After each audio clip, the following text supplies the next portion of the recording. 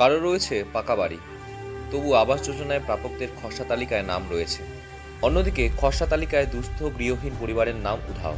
এরকম অভিযোগ প্রায়শই শোনা যায় রাজ্য জুড়ে। তাই দুর্নীতি হটিয়ে উপভোক্তাদের তালিকা চূড়ান্ত করতে একাধিক স্তরে সমীক্ষা চালাচ্ছে জেলা প্রশাসন। আর এই সমীক্ষায় হলদিবাড়ির বিডিও রেঞ্জিলামো শেরপাকে আবারও আজ সকালে সুপার চেকিং করতে দেখা গেল হলদিবাড়ি ব্লকের বালাডাঙ্গা এলাকায়।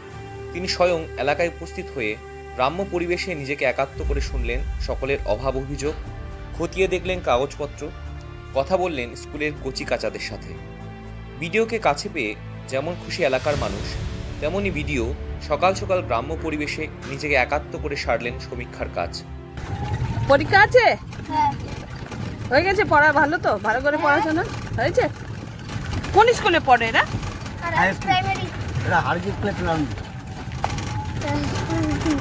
আপনারা দেখছেন নর্থ বেঙ্গল সমাচার, উত্তরের বার্তা, সত্যের পথে।